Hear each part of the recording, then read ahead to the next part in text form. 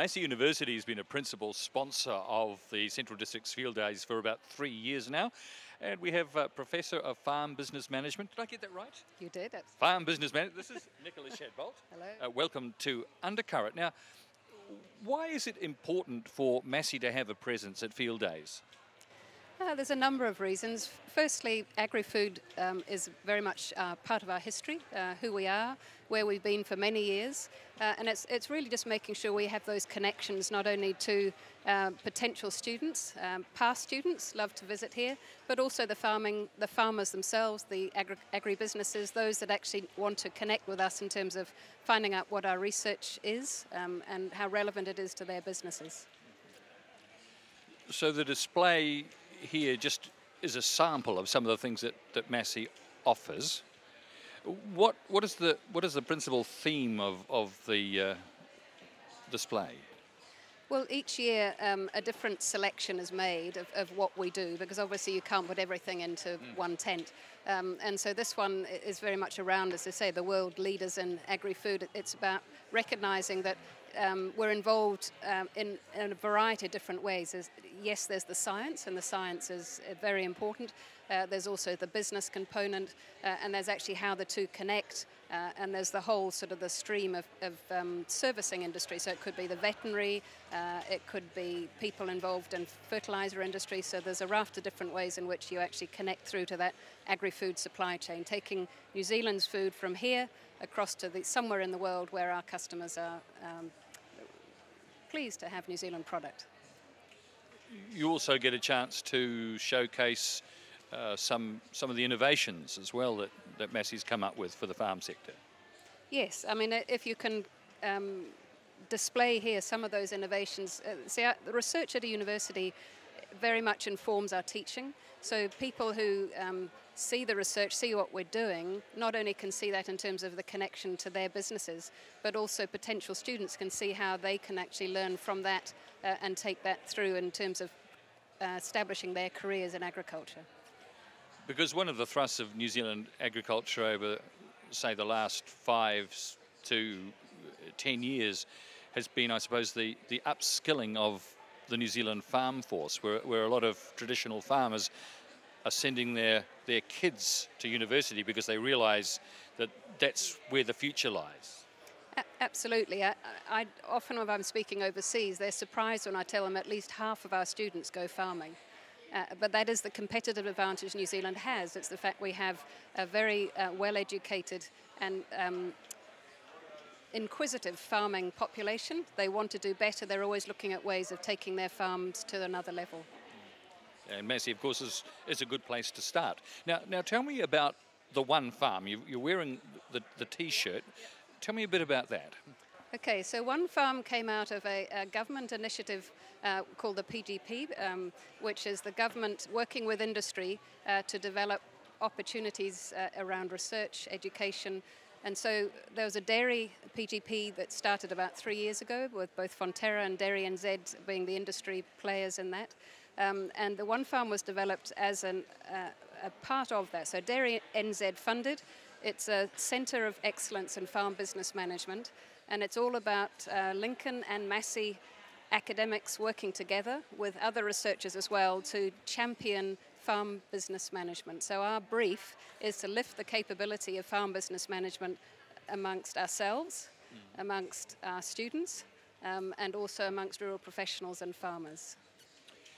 Now, as the academic side of Massey's whole farm unit, a little more sleeves rolled up than, say, perhaps some of the more traditional university disciplines?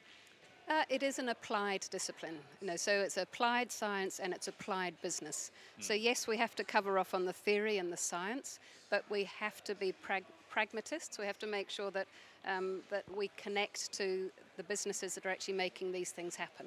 So if you don't have that application or that applied angle, you lose the final step, which is actually having things working out there in the business that you're talking to. And how would you describe, in particular, the Massey advantage? Well, I think it is that connection. So at Massey, you've got that connection of the science with the business, with all the other disciplines that sort of fit within the university. And so you can, having covered off on the breadth, you come out as somebody who's got, if you like, a good breadth of knowledge to then apply that to wherever you're going to be in that agri-food system. You could be marketing product overseas, you could be working on a farm, you could be working for a fertilizer company or a bank. But either way, you've got that whole farm understanding, the whole business, the food chain understanding as well. For an example of how MASSEY's wider studies integrate with the farms sector, I've got Charlotte Pedersen here, who's industrial designer or graduate. Yeah, graduate of MASSEY University. And that was in Wellington, was it? Yes, so I've just studied down there for the last 4 years at the MASSEY campus in Wellington. And explain what you've come up with, because I understand that you've got a farming background yourself, haven't you? Yes, I do. And what prompted the idea for this hoof care cattle crush? Do I get it right? Yeah, that's it.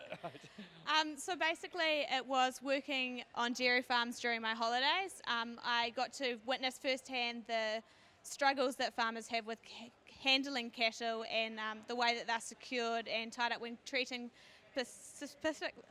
specifically for laminitis.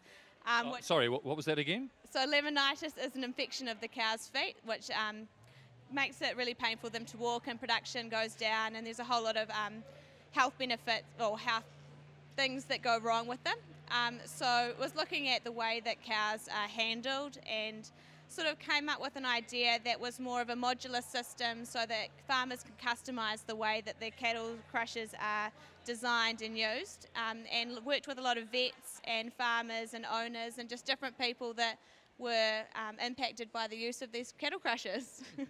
Now, a cattle crusher is not something that's designed to squeeze the juice out of the cow, is it? No, it's not. No, it's a cattle handling unit. It was kind of what I called it uni because a lot of people in my class were a bit distraught by the thought of a cattle crush. So yeah, it was the cattle handling treatment unit, sort of was its more technical term in the design field.